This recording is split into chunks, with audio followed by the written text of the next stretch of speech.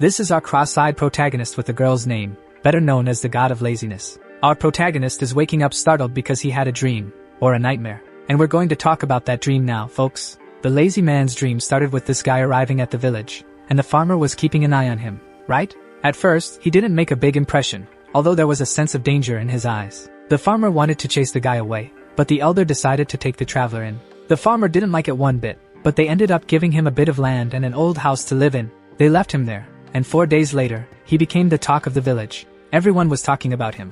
After 10 days, he learned by chance what the guy was doing because the town's children were imitating him. But the farmer stuck to his opinions and didn't care. He was just planting his potatoes in peace and listening to the rumors. 2 months later, people were still talking about this guy swinging a sword. And then, 2 years went by. The potato farmer got married, and the guy was still there. By now, the farmer had never actually seen the man. He only heard about him. When 5 years had passed, the farmer finally decided to go see him. The man was there, steady and strong, day and night, in the snow or sun. The farmer even had a daughter named Laura, and the man was still there, just swinging his sword, living his little game. He didn't even stop in the rain, man. Today marks 15 years of him swinging the sword. The farmer started writing about the sword guy, and as life drew to a close, the farmer was now old, his daughter Laura had grown up, and he even had a grandson. The old man had become the village chief, and as he took a stroll through the village, he passed by the sword guy's house. Man, it had been 37 years. The guy was crazy. When the old man decided to take a peek, he got scared and ran into the cabin.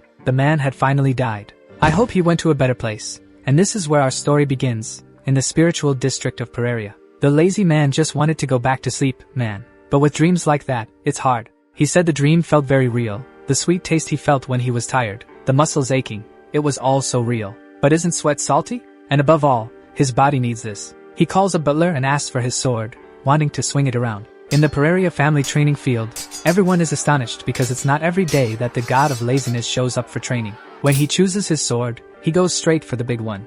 So he throws it to that side. He starts, and for someone who spent 15 years just sleeping, he's doing quite well. But the others bet he won't last 30 minutes. However, he's really inspired. Every time he swings, all the negative thoughts go away. He ends up training there until nightfall, and his butler has to go fetch him. Man, he's become addicted to sword training. From then on, he completely changed his routine, eating well and training every day. The butler can't believe it. Outside the castle, the guards were chatting when a traveler arrived asking to go to the training field. The traveler, upon arriving, sees the young man training like crazy, and it seems the guards had bet whether he would come to train or not. I guess someone is going to miss out on dinner money tonight. The traveler came just to see him, noticing nothing much at first, except that his fencing skills were still poor and he had little energy. Then the young woman arrives riding a griffin, a legendary beast created by the sorceress Kirill. She immediately intimidates the guards, scolding them for not working and chatting. That's right, employees should work. When Mr. Laziness calls her over, she turns to him, questioning whether he thinks training is so easy, just swinging a sword to get good. Luckily, her mother arrives right then, otherwise it would have been bad. Her mother grabs her and takes her away. The old man says it was like a storm had just passed. This girl must be pretty strong for her age. Later that night, Kirill was found by the butler, furious because she didn't want to let her go see her brother. Yes, they are siblings, and she went in to leave a letter for him, apologizing for today and to leave a doll to help him with his recovery, and asked him not to tell their mother, otherwise, things could get really messy. The worst part is that on the back, there's a message from their mother, saying that if she bothers him, just let her know. It's good to know she cares about Irene, right? For the first time, the protagonist is having lunch with the family, and he takes the opportunity to thank them for taking care of him for so long, even though he's a lazy guy. He says he loves them, the classic deadweight love, right? His father says he loves him too, and man, it's one of the few cases where the father didn't disown or hate the child. What a miracle. It's been 15 days since he started training, and the old man is still watching. The old man says that no matter how good someone is, there's something you only achieve after maturing a lot, the will of steel.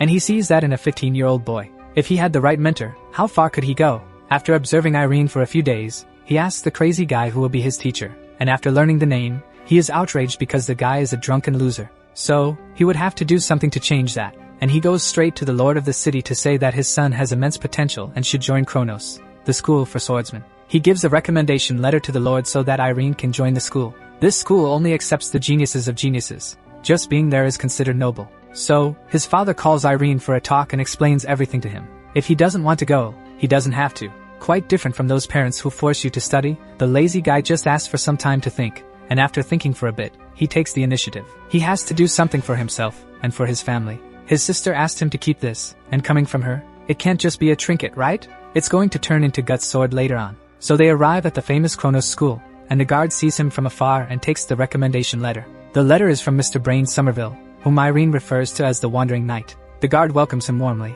as he knows the Ferreiras and the old man, because the old man is a top-notch fighter who's on the front lines against monsters. If he recommended him, he'll get through easily. Man, that old guy was a real badass. Will he be teaching Irene later on? There goes Irene, with everyone watching, right? The old man had never given a recommendation letter before, especially not to a lazy noble, known as the lazy guy. He enters the school, and the instructor was the guy at the gate. He welcomes the 400 apprentices and mentions that there are many promising young people this year, with the standout being Ilya Lindsay, the second genius of the Lindsay family. I'm already shipping that, right? We also see an envious person. There's always one of those, right? The instructor says there will be 2 tests. If they pass, they can stay at the school for a year. So let's get to the fun. We see where the physical training happens. That's the place they use for running, and the guy catches everyone off guard by making everyone run a marathon. There goes everyone, dying behind him, and the envious guy, during the run, glances back because Irene is already sprawled out like a mess. He feels like his heart is going to explode. The instructor even glances at the protagonist lying down. Just when he thinks Irene will give up, the guy starts to get up like a phoenix, and look at the instructor's big smile. Man. Yes, my friends, as the saying goes. You can't have everything in life, and Irene ends up collapsing from exhaustion. The boy wakes up dazed in the infirmary and doesn't even remember what happened. That's when people lose their bearings and don't even know it. Then the doctor hands him a scroll, which Irene opens to find he ranked 400th. But wait, the man said there were 400 participants, right? And he ranked 400th. There was no way to fail then. In the classroom, we meet our instructor. His name is Karaka, and he will give us the school's schedule. In the morning, wake up, brush your hair, and comb your teeth, then eat until your stomach's full, and the rest of the day is just the basics you already know. Train to become awesome. The instructor immediately announces that all the training rooms are open, so now the protagonist can swing his sword, right? But no, they aren't allowed to use their swords. So we find out that the envious guy's name is Lloyd, so I'll call his friend Debbie, making them the infamous duo Debbie and Lloyd. When they enter the training room, we see Art's father training for war. Wait, wrong work. After the guys enter and take a look around the gym, Lloyd spots her, our gym rat. And the girl is a beast, squatting with 300 kilos. He's shocked, right? He starts to respect the law of the strongest. But when they look to the other side, they see the god of laziness, Irene, struggling with just a barbell, no weights. But surprisingly, he doesn't mock him and even told the others to leave him alone. And our waifu is just watching. He actually went to find Judite, who had beaten him in the race.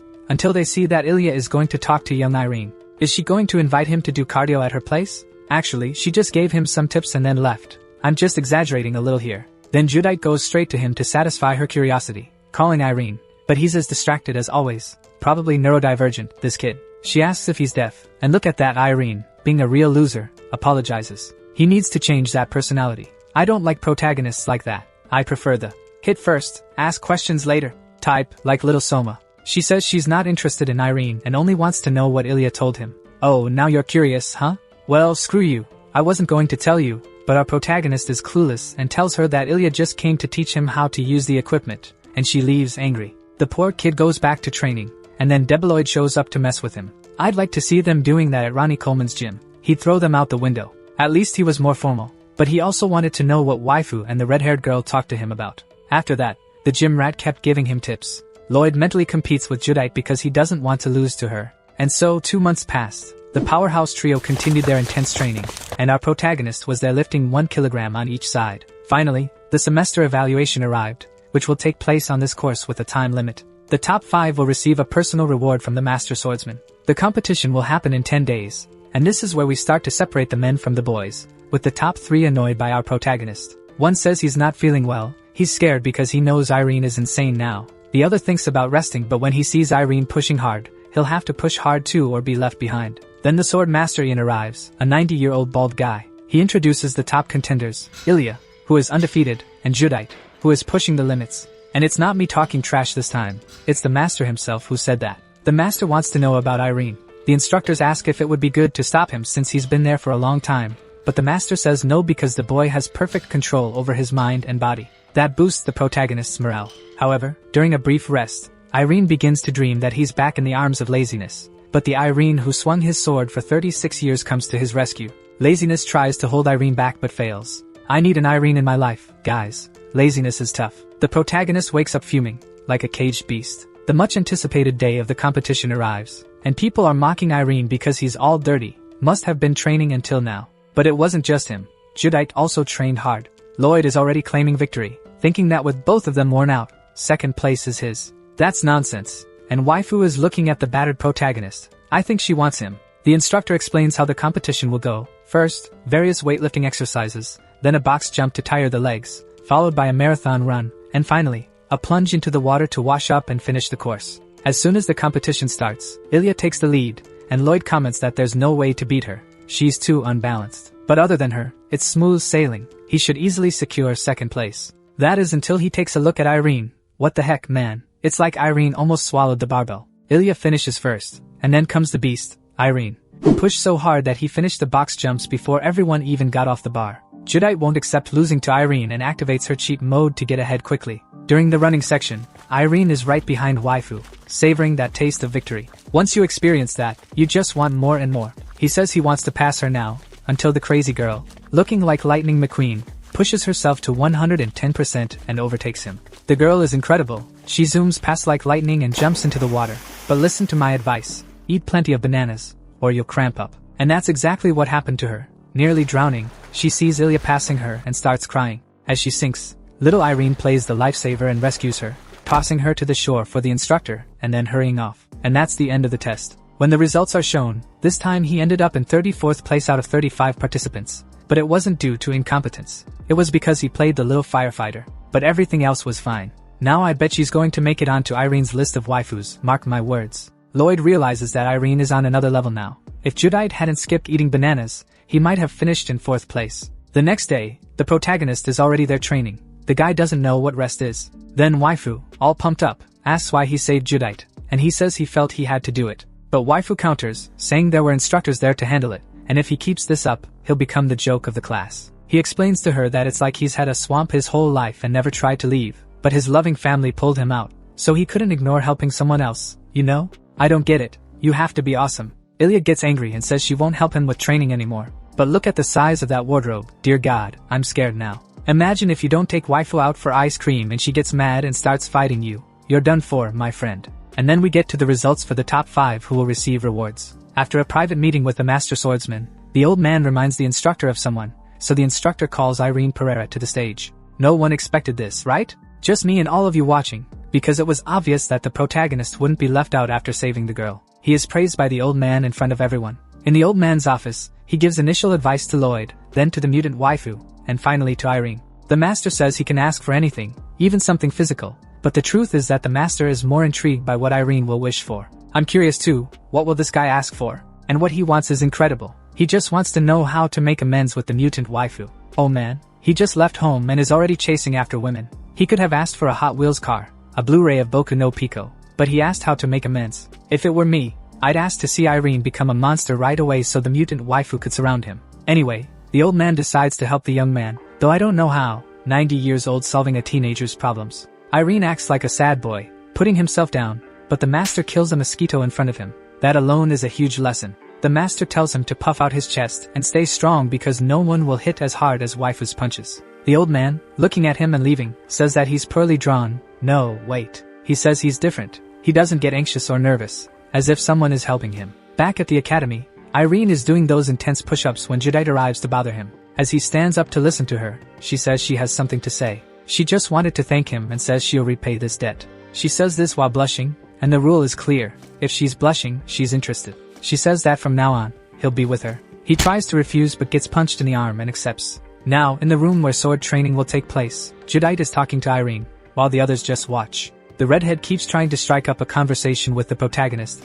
unlike Ilya, who is now staying away. The instructor arrives to announce that the training is about to start, and everyone should choose the sword they want to use and how they want to use it. Judite feels pretty light due to the training, and so does Lloyd. In fact, everyone has been training and improving, but then comes our young Padawan, Irene, picking up the biggest sword because he likes to wield the large ones. The old man is watching him, and when Irene pulls the sword back and strikes the air, the blow is so strong that it shocks everyone. People start wondering if he had trained before, which only fuels our envious friend Lloyd even more. But I have to admit, folks, the guy is impressive. He called Irene out for a duel in front of everyone. Everyone was stunned, eager to see the fight. Irene, being the clueless guy he is, didn't even know what to say, just glancing at the old man. The old man responds with a nod, as if saying, "Do like Soma and smash this playboy in a fight." So let's get to the duel. I want to see a sword clash to the forehead and someone knocked out. But I start to suspect that the real lazy god is the artist of this manhwa because look at this mess. It started off well, but now it looks like it's being drawn with a foot. However, the instructor tells them to stop, saying it's not time for a duel yet. Seriously, they haven't even learned how to use the sword properly, and already want to fight. The instructor wonders why Lloyd would challenge Irene. Just jealousy, right? But the old man says to let the kids play. The worst that can happen is losing an eye. A healthy competition, the bald guy is the judge, and let it begin. Lloyd charges quickly, catching Irene off guard. The clash of swords creates sparks. Lloyd continues attacking, nearly taking Irene's ear off. The only thing Irene can do is use his sword as a shield, which he does pretty well. Lloyd is quite relaxed, confident he will win. But I retract what I said about drawing with a foot. This doesn't even look like it was done with a foot, but with an ear, it's unbelievable. Seeing that Irene is terrible with a sword, Lloyd goes for the finish, aiming for his leg. But then Irene pulls the sword. He must have realized it was about to go badly. If that hit, I think he'd be bedridden until the end of the manhwa. But Lloyd easily dodges and disarms Irene.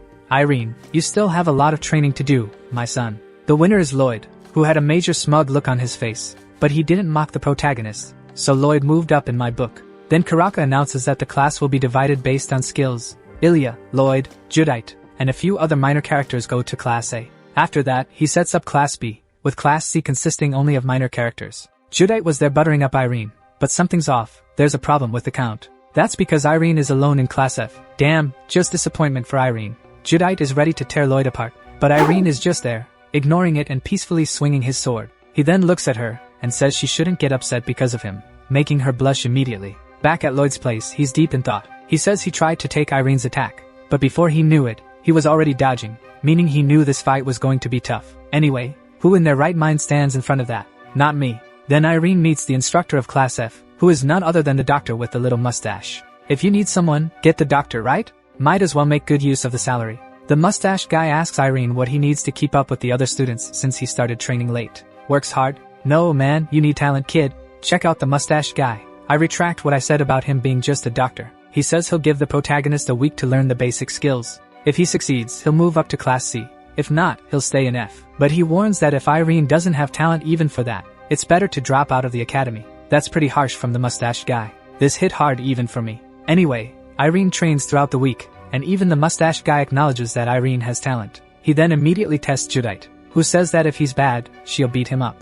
The usual for the buff waifus. She takes a look at his technique and is impressed. It seems that young Irene has improved quite a bit, and that's when the instructor goes back to the infirmary, meaning he's no longer needed for Irene's lessons. This means that Irene is now part of Class C. He should already be in Class A, right? I can't wait for this protagonist to get strong already. I want to see some real action. The art is still falling short, and the action scenes are lacking too. This one is hungry. Not only is she eating a lot but wants Irene to eat more too, just like my grandmother. Then, one of Lloyd's sycophants calls her a hippo because she's eating so much. Calling a woman fat is almost suicidal. Man. She turns to the guy and asks if he likes her because if he does, she's sorry. She's just not his type. The guy doesn't know where to put his face. He even insults her, but Lloyd tells him to stop and also mentions that it's annoying to bother others. Lloyd is really rising in my book. Soon he'll be part of the team. Even Judite says he's been calmer lately until something catches Irene's attention. Our mutant waifu. Judite starts teasing, asking if they're fighting, and he says no, though he doesn't even know what it's like to fight with someone.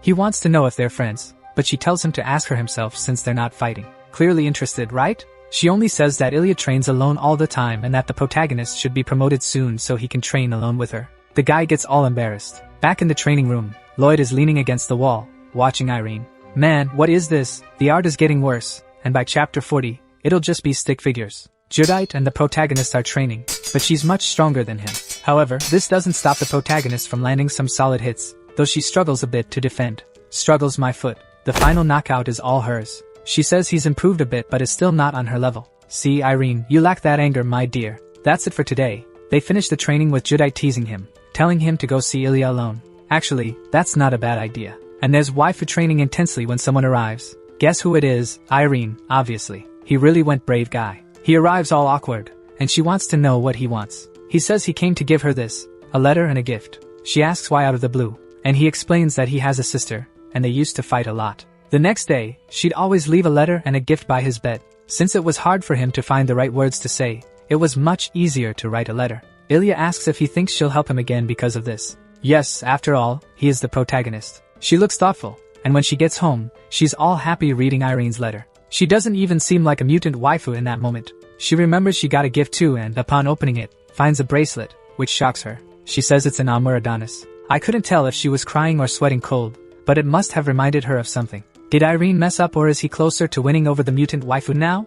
After she calms down, she says she might have been too focused. Back at the academy, Judite says she'll be tougher now, but before starting, here comes Lloyd, sword in hand, waiting for the guy and already asking if he wants to pick a fight, eager to hit him, right? He has something to say. He wants to train directly with Irene now. He wants to learn the concentration that the protagonist has, and in exchange, he'll teach him swordsmanship. That way, the protagonist can become his junior partner, and together they'll become the Debbie and Lloyd duo, getting stronger together. I said he was rising in my book. Finally, this guy is joining the team. I think it'll be like Naruto and Sasuke, a rivalry and friendship. I just hope he doesn't chase after Lloyd for 500 chapters. I'll even predict who will end up with whom. See if you agree. Irene will end up with Ilya, and Judite will end up with Lloyd. If you agree, leave your opinion in the comments. One of our mutant waifus, Judite, is still suspicious of Lloyd because it's not normal for him to want to fit in like this. He must be trying to use Irene. He says he wants to use Irene, but of course, Irene will use him too. This conversation seems a bit shady. After Lloyd's motivational speech, the others who were watching him became more inspired to train. Debbie accepts Lloyd's request, but since the protagonist is a rookie, he starts with that. I'm too weak. Talk and questions what he could possibly teach Lloyd. Teaching how to take a beating is still something, right? He mentions that the protagonist has something he doesn't, and oh great, now you're going to tell me it's a girl. Just what I needed. He says he trained like Irene but was missing something. There was a lack of spice. Irene's secret is that he never loses focus. So if we sum it up, everyone else has attention deficit except the protagonist. But how does Irene manage to be like this? Even he doesn't know, and according to Lloyd, that's something a genius would say. The frustrating part is that the protagonist starts playing the victim, claiming he's no genius. Man, I don't care. Before leaving, Lloyd asks if Judite will train with him the next day, but she says not even if the sun rises on the other side. Lloyd is really different now. He even tells Irene to stop putting himself down, to take pride in being a Pereira, and to puff up his chest. I'm liking Lloyd more and more. The guy has really changed. Now, if Irene could also change and become like Ben 10, it'd be perfect. By the way, it's been a while since we've seen our mutant waifu. Where have you been, young lady? He starts helping Irene by correcting his posture and movements. After the training, he challenges Judite to a duel, but she keeps refusing, and they even argue about how long this will last. Since she's stopped cursing and considering the wind direction, it should be a week at most. In the cafeteria, talking about the waifu, look who's passing by, and she even mentions reading Irene's letter. The protagonist is all happy about it. Judite teases him as usual, and then we move to Irene's house. He's thinking about the concentration Lloyd mentioned, and when he closes his eyes, he can see the great Irene of the past and even feel that man's sensation. The great feeling of swinging a sword. He wakes up quite startled, and even though it's still night, he wants to swing his sword. Guess who's a mess the next morning? Finally, Judite gives in and decides to train with Lloyd. But he's distracted, looking at something. He was looking at our protagonist, who's sleeping. He wakes up suddenly, takes a few swings with the sword, and goes back to sleep. Man, the guy activated automatic swinging mode. He stays awake, taking swings and going back to sleep. So this is the training to become a swordsman. I'd want to do that too. He explains that it's like meditation. Lloyd says he's heard of it, and will try it too. The guy lies down and falls asleep right there. He only wakes up when a friend calls him and Judite mocks him, saying he meditates while snoring and drooling. So much for effective meditation. He says the problem was the position, and now it'll be good, trust him. In the old man's room, Karaka announces that Irene has been promoted to Class B and that the old man was right. Lloyd is making changes in the class. This guy is impressive. And since he and Judite have changed so drastically, I'm still shipping them, even if he fails this mission. They're already showing respect in their duels, and they're even training together now. Will it take long for my ship to become reality? He even thinks he might catch up with Ilya, but I find that unlikely. After the duel, they go to see Irene, and as always, the cross-eyed sword swinger is there doing what he does best, swinging his sword. It seems Irene is improving much faster than before with the meditation. Look at that. Cultivation always turns people into beasts. But it's still not enough. Lloyd and Judite arrive to call Irene to the arena because the sword master, aka the old bald guy, will talk about something important. When they get there, the old man gets straight to the point. 9 months ago, they entered the academy and have since faced many difficulties. But I couldn't care less. Here's the deal, folks, the final assessment is coming. What they'll measure isn't your ability to become a lifeguard but the extent of your potential. In summary, they don't want to assess how good you are now but how good you're going to become. Got it? And out of nowhere, the old man uses his sword to demonstrate a technique. While showing off his sword dance, he glances sideways. Who could he have been looking at, huh? Did he spot a senior moment or something? Anyway, When the old man demonstrates his technique, everyone is in shock. He's incredibly impressive. After the Sword Masters show, Lloyd and Judite chat, but Judite is lost in thought, worried about Irene passing the test. After all, he's been focused solely on meditation lately. Relax, not every hack comes all at once. Lloyd tells her to chill, that he'll definitely pass. But that's obvious, right? Who was the weakest in the group and is now among the top ranks? Now they can focus on becoming stronger and aiming for first place. But actually, no, because Lloyd already says that the top spot belongs to mutant waifu. After all, she's a descendant of one of the greatest families on the continent, and is learning the powerful fencing style of her family. Telling this to Judite, who is an orphan, is like throwing fuel on the fire, you know? She ends up mentioning that Ilya's brother was a genius but was defeated by an ordinary orphan. Suddenly, Lloyd looks startled since the closet girl heard all that. She gets pissed and bluntly says she'll take first place without using her family's fencing style. Judite's crazy ideas make her want a duel, mutant F. Lloyd says that if she doesn't use her family's fencing style, she'll lose the top spot to him. The guy was impressive, but can he really pull it off? With the final tests approaching, he decides to continue training hard. Though I don't think he can train any harder than he already is. While training, he notices something. The more he tries to reach the man of his dreams, the more distant he seems. He returns to meditation. But wait, what if instead of meditating while sitting, he meditated while swinging his sword? Soon this guy will be training even while sleeping, if he's not already doing that. In the training of the extras, it seems they're also putting in effort, especially because of Lloyd's words to Ilya. Judite challenges Lloyd to a duel, and in this duel, we see significant improvements, especially in Lloyd. He used to wonder what kind of expression he had during fights, but now he's giving off a serious killer look. Extremely impressive. But it's not just him. Judite has also improved, though her evolution was mainly in managing her stress. In summary, she's no longer in PMS, while Lloyd has become stronger, faster, and more focused. But the real standout improvement among everyone is our swinging Irene. He's finally mastered the meditation hack. And look at that yellow smoke coming off him. Who did we first see this smoke from? Exactly, our sword god, swinging Irene. 2 weeks later, the final assessment is finally about to begin. So I ask you, is there a chance the protagonist will take first place or not? And what new trick will young Irene show us this time? Has he finally awakened the Sharingan? During the final test, even the extras are becoming OP.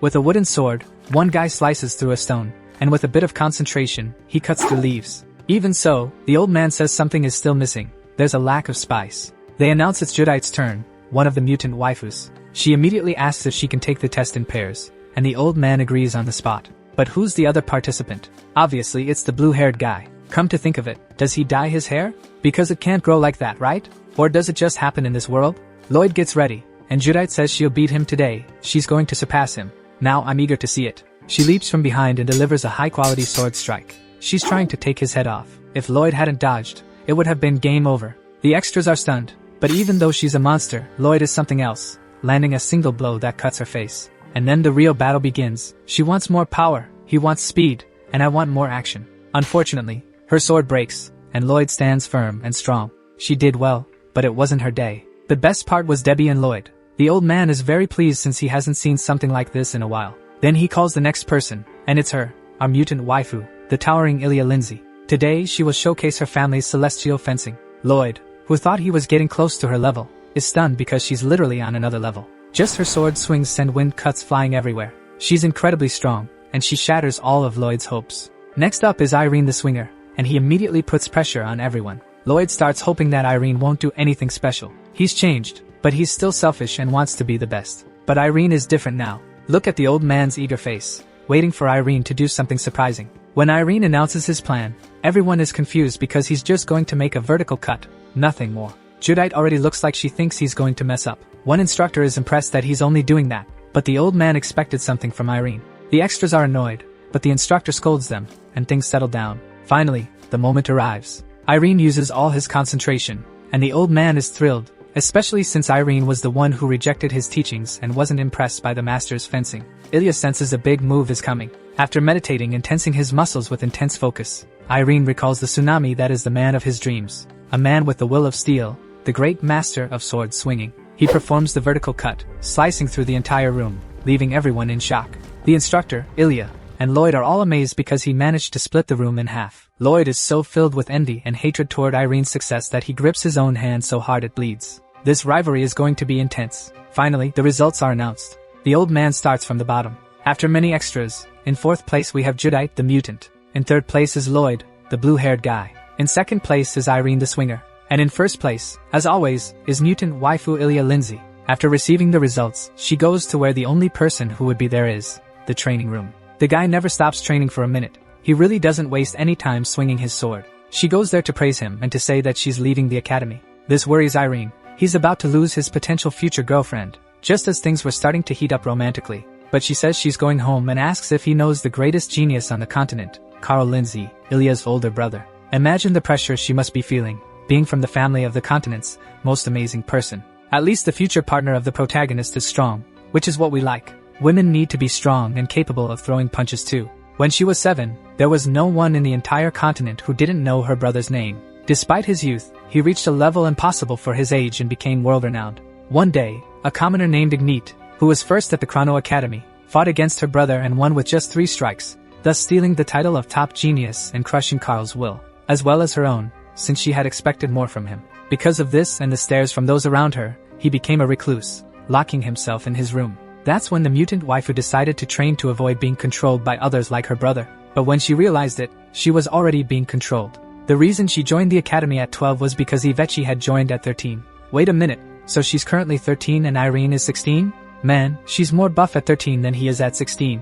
No wonder she's the mutant waifu. She was always trying to be better than the woman who defeated her brother, but she set aside that anger because of Irene, who showed her a new path, the path of being a mutant waifu. Meanwhile, Irene still doesn't have a clear goal. He doesn't know what he's going to do, but of course, Ilya tells him to keep working hard, or he'll be left behind in an instant. And it's not just Irene who's deep in thought, Lloyd is too. He's feeling down because Irene has just arrived and already surpassed him. Because of this, he says he's going to leave the school. He gets punched in the face by Judite, who's pissed off by his little speech. Although, she's always angry, isn't she?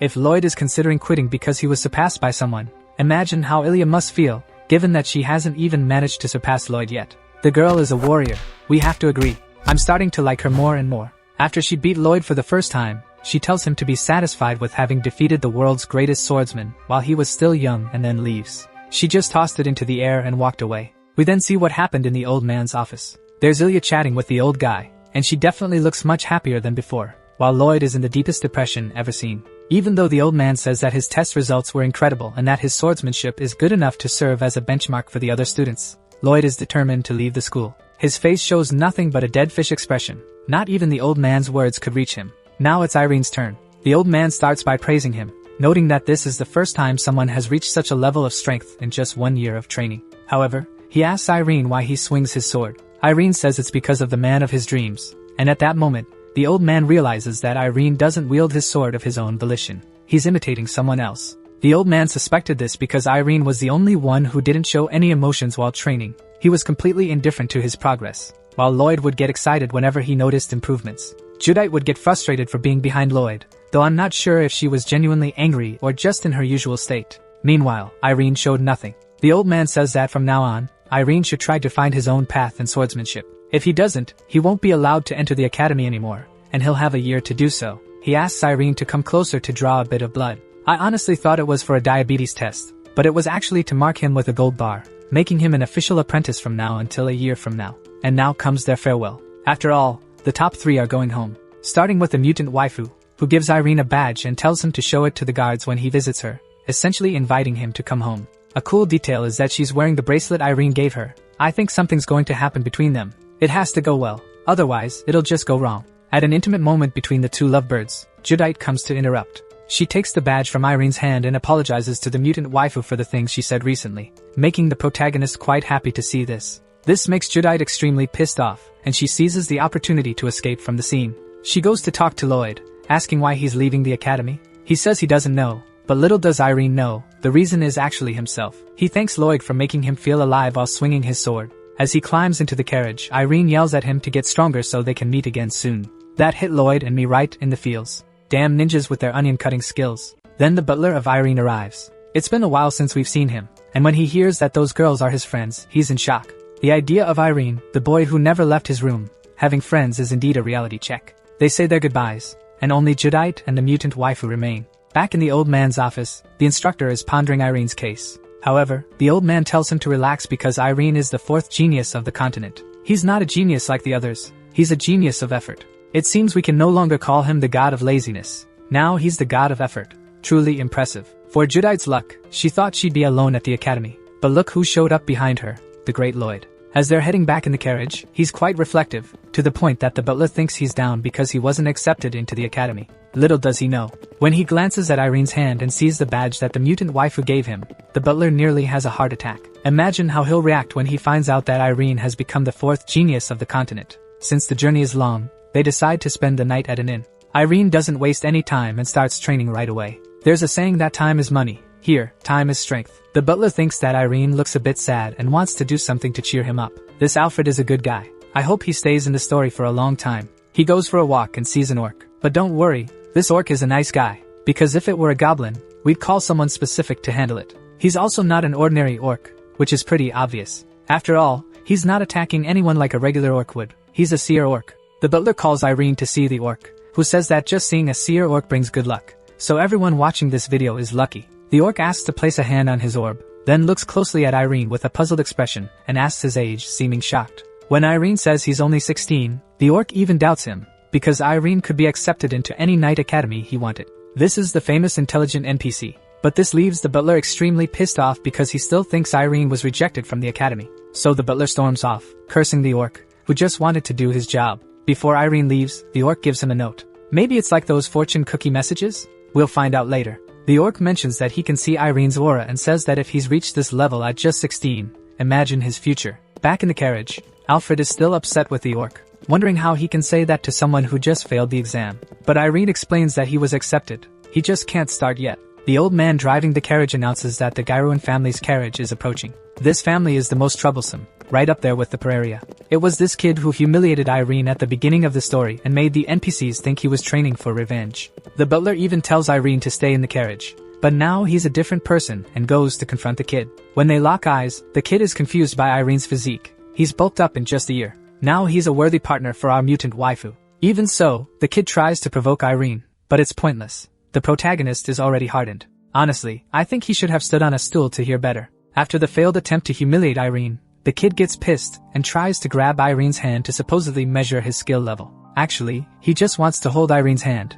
which I know. He starts squeezing it, watching Irene's face for any sign of pain. But Irene is completely apathetic, like squeezing a rock. When Irene squeezes back, the kid quickly pulls his hand away. It's the old saying, the humiliated will be exalted. As he's leaving, they hear a voice. When they look, the voice is coming from a cat. What's worse is that it's telling them to crush the kid. I already like this cat. I think this cat is on the Manhwa cover, so logically, it will be hanging out with the protagonist. The butler says it's a magical cat. Could it be someone who's already appeared in the story, like a transformed person, or is it just a possessed cat? Some things can't be explained by logic, like this guy lifting a rock with telepathy. Normally, people would call it magic, but in reality, magic is fully explained by logic. I'm not sure where, but alright then. In this world, there are beings that defy all logic, known as mystics. When everyone sees the mystical cat, which is also a black cat, people try to get away as quickly as possible, due to the superstitions about bad luck. This cat is one of ours. He wanted to see Irene's fight with the kid, so I already like him. The guys make up an excuse and each heads to their carriage,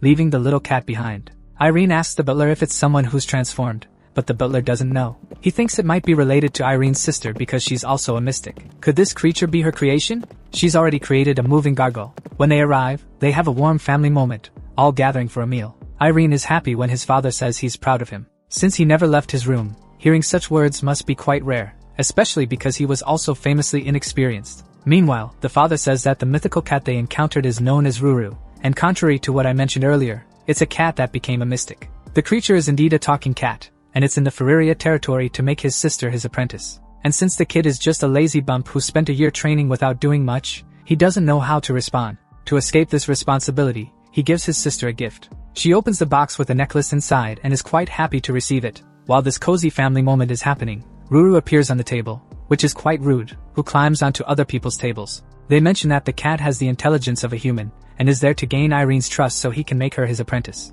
This cat is really smart. He lies down on the bed, but this time it's not to sleep. As I mentioned before, he's different now. Nearly a month has passed without him wielding his sword, and he's eager to get back to it. Meanwhile, at the home of the arrogant nobles, the kid who was humiliated during the handshake with Irene is talking to his father, looking a bit sad. His father asks the personal security what happened. It turns out that it's not just one family member who's arrogant, but the entire family. This bald guy envies Irene's father for having hair. It's not a joke, that's genuinely the reason. He's jealous because he doesn't have hair and the other guy does. and also because he has a beautiful wife and his territory is better. It's classic envy. And man, I'm theorizing that this guy might be the one who killed Irene's mother. Remember that Irene stayed in his room because of his mother's death? If it was caused by this guy, heads will roll, or not, depending on Irene. I don't think anything will happen. The eldest son, Ryan, who seems to be just as bad as the old man, gets involved in the conversation. They want to do something about Irene at the family heads conference. Now things are going to get interesting. The next day, when the soldiers head to the training field, they encounter Irene training intensely. They're shocked by the scrawny Irene lifting 50 kilograms easily. He must be taking steroids or something because they even try to lift the same weight but can't manage it. The chief tries to act like a badass knight who can match Irene, but when the kid performs, the chief gives up. That position he does is very common in calisthenics and is extremely difficult, especially with weight. The group returns to sword training, and before starting, he sees Ruru arriving. A week later, Irene is humiliating the guards. He used to lag behind, but now he's leaving everyone else behind. Even after a week, Ruru is still watching his training. I'm not sure if she's just watching, but at least she's there. The guard warns him to be careful because there's a rumor that those who associate with that mystic end up with bad luck, just because the cat is black. But Irene ignores this and goes to talk to her. And man, the cat just pulls out a cat's eye. Wait, so he removed his own eye. All I know is it's incredibly valuable, and she says it's a blatant bribe. This cat should live in Brazil. Irene asks why she wants Kiryu as an apprentice so badly, and she simply replies that there's no particular reason. She just likes her and wants her as an apprentice. This is something Irene still needs to learn from her. I want him to go to the old man and lay it out straightforwardly and bluntly. She has been bothering him for 2 days, but the guy is like Buddha, not getting irritated by anything. But not everything is a joke. He stops laughing, picks up his sword, and in the rain, he delivers that vertical cut we know. Ruru is impressed and asks if he wants to be her apprentice in the mystical arts. Now he'll make cuts that even Sukuna can handle. But Irene declines the offer, and the reason is pretty obvious. He fights with the sword. Why would he want to learn to release power? Although it wouldn't be a bad idea. Imagine dueling and suddenly throwing a Hadouken at someone. They wouldn't even understand what happened. Then Ruru explains that swordsmen focus on the sword and eventually develop a mysterious aura, while mages focus on magic, obviously. But what about the mystics? These rules don't apply to him, and what makes a mystic strong is the power of the heart. So if you have heart problems, better switch to training to be a mage.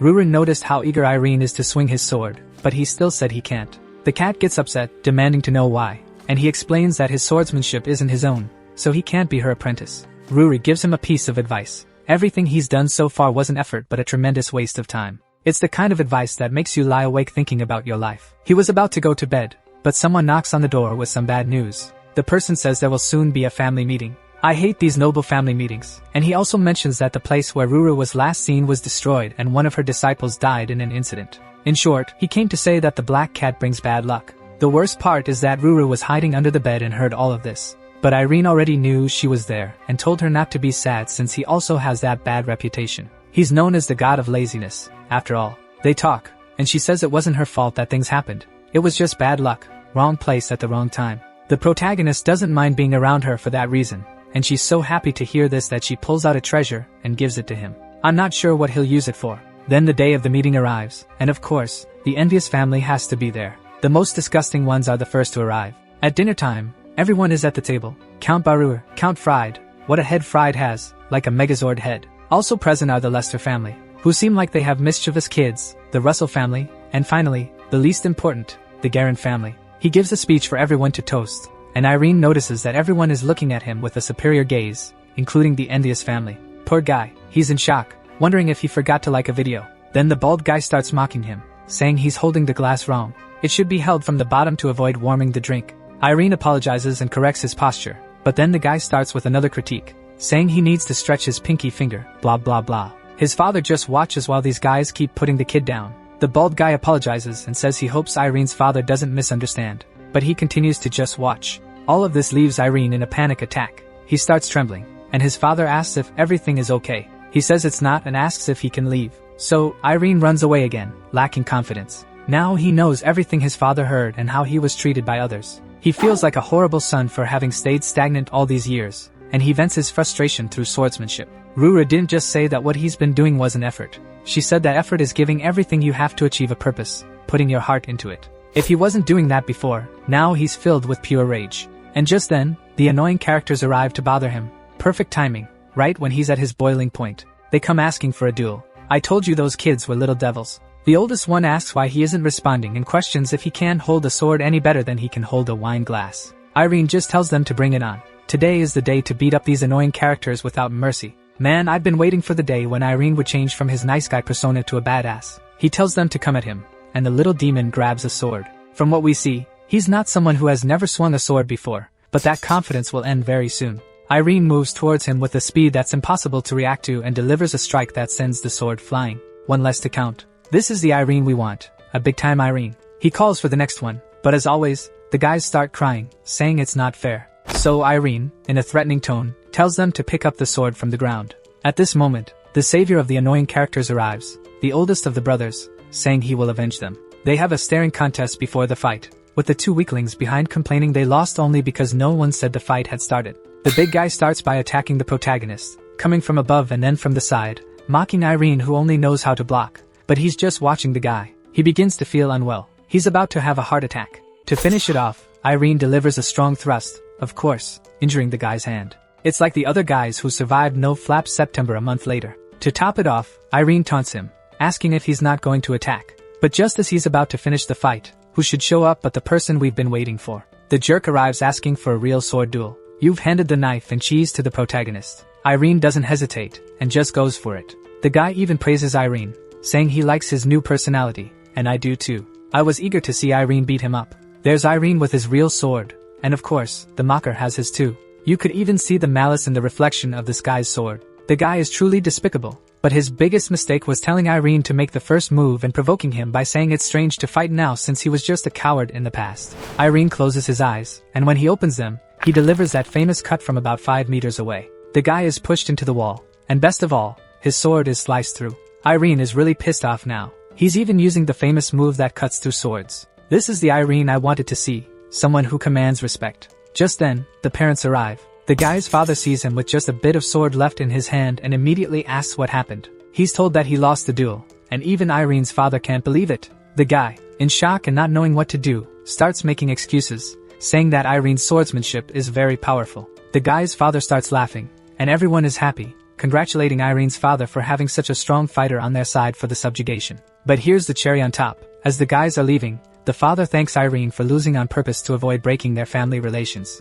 But he didn't lose on purpose. He was completely beaten in public. If the father knew the truth, I think the kid would be abandoned. And I'm not joking. The father is a real piece of work. At Irene's house, his father says he doesn't need to participate in the upcoming subjugation. But then he's shocked because Irene wants to and will participate. Irene's current focus is to make his family proud. He wants to satisfy his father to make up for all the time he's lost. One way to do this is by training like a maniac to never let anyone down. And the other way, obviously, would be to become Ruru's apprentice. Ruru explains that there are various ways to become proficient in mystical arts. But for Irene, it will be different. He will learn through intense training. Yes, his first and second ways to become strong involve swinging his sword vigorously. Very soon, we'll get to know the true face of Irene's dream man. He was training intensely as always, but now with a new tutor, the bootless cat. And as usual, she keeps blackmailing him to extract the best from our protagonist. She says that if he makes a sort of contract and swings his sword 1,000 times a day, fulfilling this contract will progressively make him stronger, and he'll get tougher too. This renews the protagonist's strength for a good swing. Days go by, and there's Irene, training as always, but on the 10th day, doubts start to arise about whether he's doing it right. He goes back to the bootless cat, who starts one of those motivational speeches that make him lie awake reflecting again. He goes to sleep with these thoughts of guilt, marking the beginning of a new Irene. His sister, who was in the library, felt the energy right away. When she arrived, she saw the cat's face like, "Oh boy, this is bad." She asks what's going on, and the cat says that he has awakened mystical arts, and Irene is inside his own heart, where he'll continue swinging his sword. But he will only leave when he's satisfied with the result, which means he could leave tomorrow, in a month, or who knows when. And guess where Irene's heart is? That's right, it's with the person he, and we, admire so much, someone he looks up to. He's someone we know well, the old man from Metal Slug. Just kidding, it's the protagonist himself. Yes, the man of his dreams is himself, at least that's how it seems. Or maybe I'm just going crazy. The most amazing thing is that he was looking at himself. Yes, he was looking at himself because he is himself. You get it? He stared at himself for a while and started to release an aura that grew stronger, grabbing Irene by the arm and pulling him in. He wakes up in the same place but with different clothes, and there's only the glorious sword of the man who is actually him. So, the sword is Irene's, and there's also a little house in the back. He immediately realizes that this is mystical arts, meaning this place is a training ground where he can train all day without being disturbed. But then night comes, and one of the training villains desires it to be day, and it becomes day. He then starts wishing for random things, somewhat unnecessary but okay. Everything he wishes for becomes reality, even food, making it the perfect place for training. Time flies by. It's 3,000 swings in one day, 4,000 the next, 5,000 the day after. Soon, 211 days have passed. That's a lot of swings, 6,000 one day, almost 7,000 the next, and yes, 353 days have passed. His hand is completely battered. It's a lot of time with wood in his hand. When he decides to take a break, it's already day 624, almost 2 years. Now I'm wondering if time is passing the same way outside as it is inside. If so, he must be in a drip like Kirito or in Michael Jackson's bubble. So Irene decides to lie down, but now it's been 96 days since he swung the sword. How did he get sick from swinging so much? Yeah, young folks, keep it in mind. I know you swing all day. The protagonist is shaken. All his training seems to have been in vain. However, he hears a voice. The voice of Ilya calling him to train. He runs out so desperately that he trips and falls face first into the ground, losing a tooth. But Ilya didn't call him there just to chat. It's for real training, running until exhausted, then eating until stuffed, complete with threats involving knives. Training with the sword continues into the evening, and then she disappears. So yes, she was an illusion. But it's an illusion that Irene likes, so it's fine. The next day, Irene wakes up being pulled by the collar, with two options, get up or take a beating. This is one of the worst wake-up calls I've ever seen. A crazy tsundere. She drags him outside, and I thought, she's going to beat him up until nightfall. But when they get there, all his friends are there, though not many, just 3, since Irene is somewhat antisocial. Even these illusions are so realistic that they even replicate couple fights. He starts running, training, and eating to exhaustion, but now with his friends, he just wants to compete with them again.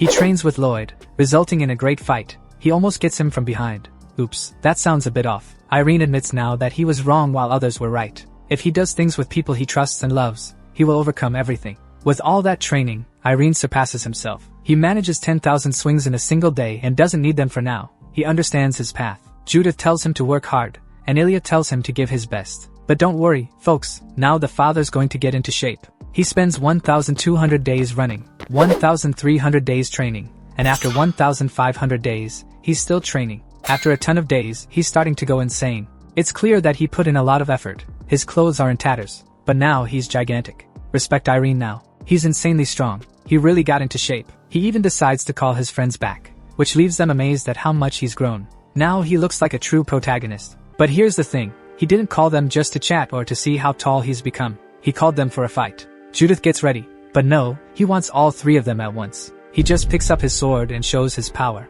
He's gigantic and now looks great too. I can't wait to see how the mutant waifu reacts when she sees him in person. She's going to fall in love instantly. At times like this, you need to use 100% of your concentration, even giving up your sight to hear everything around you. In less than 2 minutes of fighting, Judith is already panting and sweating, while Irene is laughing. Many might say it's due to steroids, claiming it's easy to get big with them, but this is 100% natural. He's laughing because his opponent is struggling in battle. He's incredibly strong. However, this is when Lloyd tries to take advantage and attack from behind, but Irene easily dodges the attack. Meanwhile, Ilya seizes the opportunity to strike as well, but Irene ducks and takes advantage. Judith attacks from above, and thankfully they dodge that, considering the damage it did to the ground. Judith is indeed strong, but Irene is even more powerful. He had Judith on the ropes until reinforcements arrived. The 3 of them began to take turns putting pressure on him. He almost takes a hit from Ilya but deflects it to the side. She's impressed, while Judith comes in for another attack. Irene prepares a counterattack that sends dirt flying everywhere. But here's the thing, this counterattack is Judith's technique, and the attack from Ilya that he deflected was Lloyd's move. In other words, Irene has evolved into a ninja who copies techniques, and he's got chakra, at least. All these borrowed moves were from their academy days when they trained together. Of course, this infuriates Judith, and even Judith's illusion starts hitting Irene. He begins to learn their fencing techniques, copying each one, including some intense 1v1s in the mix. And that's how he says goodbye. Because yes, Irene feels he's ready now. He's ready to return home. After a good sleep, the next day he notices something new, a giant gate. He quickly deduces it has no doorknob and is locked. Looking behind, he sees his sword stuck in the ground. So I ask you, what do you think he should do? Place the sword in the door or tear it into 40 pieces? Obviously, tear down the door. He activates his hack because tearing down this door without a hack isn't feasible, and strikes the door with a happy face. Finally, he's ready. Waking up in his bed, he sees that things are unchanged and thinks not much time has passed. But when he reaches the hallway and calls the butler, the guy goes into shock.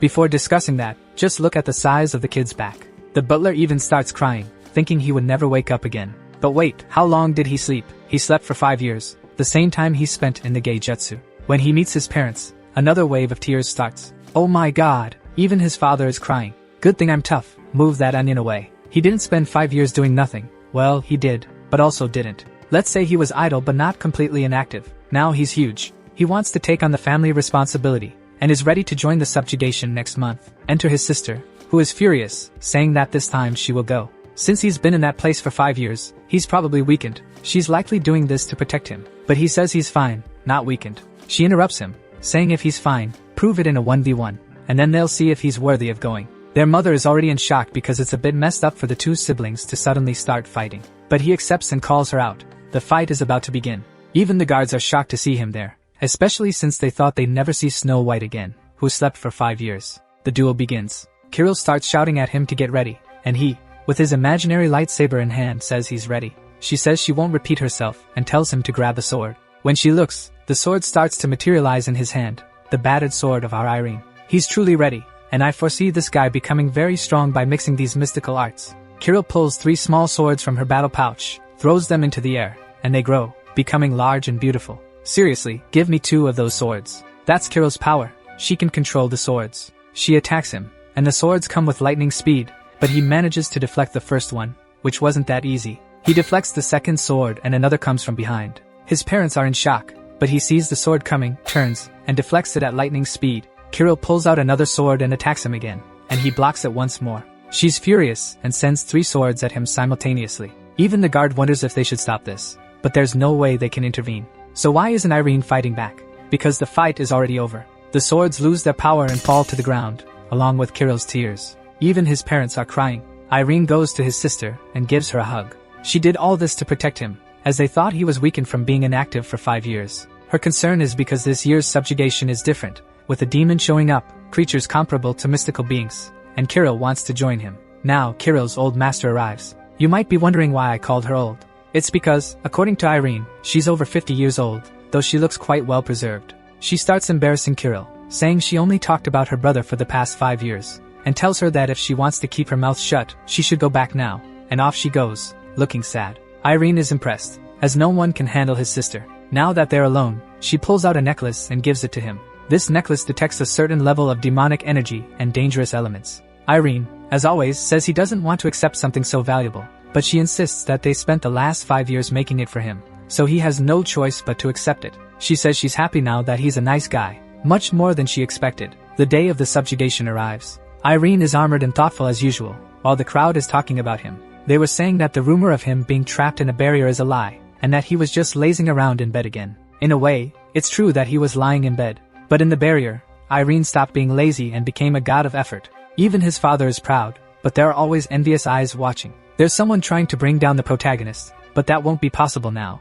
as Irene has reached another level of strength. The eldest of the brothers asks why the younger one is there, considering the danger. He explains that the capital sent some strong guys, and he has nothing to lose with these strong men coming, only prestige to gain. While he's talking, look who shows up behind him, the massive vice captain, leaving even the nobles in shock. He immediately tells the nobles to get lost, saying this is no joke. When some try to contest him, he tells them the demon this time is on another level, just like he is. Even being near him makes their bodies feel heavy, but he put on this show to silence the lords. Then Ryan kneels in front of him, and the pressure is so intense that ketchup starts oozing from his mouth. But he says it's a prank and that he will take the guys along after all. In the captain's tent, a wandering knight named Tom Miller arrives to talk. During their conversation, they begin discussing Ilya Lindsay. Remember her? The mutant waifu, the genius from the Atom Kingdom. She left the academy at 14 and became a kingdom guard. The vice says it would be great if such a genius appeared on their continent, but the old man asks if he hasn't heard that. According to his disciple, there was a genius who was as good as Ilya at the academy, someone who came in second place by a hair's breadth. The disciple saw this with his own eyes, though he couldn't even make it there. The guy is probably just a side character. According to the old man, this monster not only hails from their kingdom, but is likely participating in the subjugation now. The captain is already in shock and wants to know this monster's name. His name is Irene Perreira. Man, things are starting to get interesting now. I'm excited to see Irene putting pressure on everyone. But that's where our video ends. Until next time.